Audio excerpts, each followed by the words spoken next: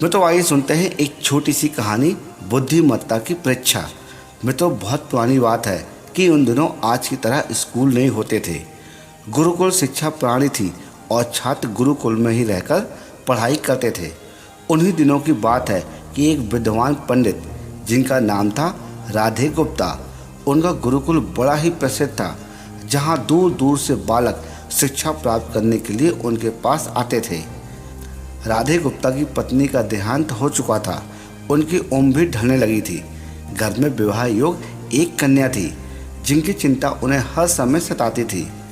पंडित जी राधे गुप्ता उसका विवाह ऐसी योग्य व्यक्ति से करना चाहते थे जिसके पास संपत्ति भले ना हो पर वो बुद्धिमान हो। तो एक दिन पंडित जी के मन में विचार आया।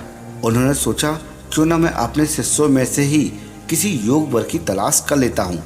ऐसा विचार कर उन्होंने बुद्धिमान शिष्य की परीक्षा लेने का निर्णय लिया।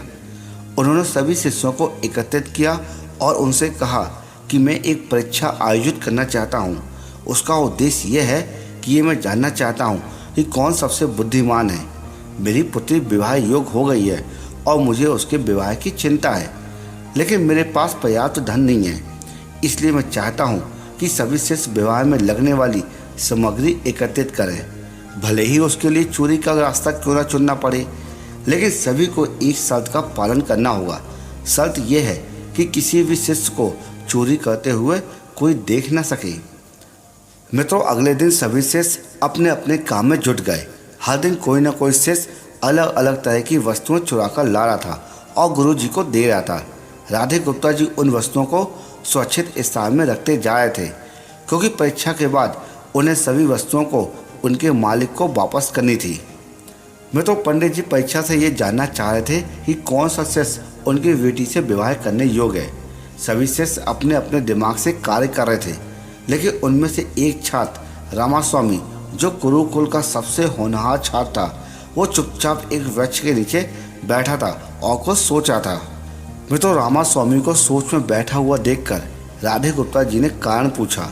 तो रामास्वामी ने बताया, आपने परीक्षा की शर्त के रूप में कहा था कि चोरी करते समय कोई देख ना सके, लेकिन जब हम चोरी करते हैं तब हमारी अंतरात्मा सब देखती है। हम खुद से उसे छुपा नहीं सकते हैं। इसका अर्थ यही हुआ कि चोरी करना व्यर्थ है। रामास्वामी की बात सुनकर पंडित जी का चेहरा प्रसन्नता से खिल उठा। उन्होंने सभी छात्रों को एकत्रित किया और उनसे पूछा, आप सबने चोरी की, क्या किसी ने देखा? सभी ने इनकार कर सिर हिला दिया। तब राधे गुप्ता बोले, बच्चों, क्या आपने अपनी अंतर मन से इस चोरी को छुपा सके?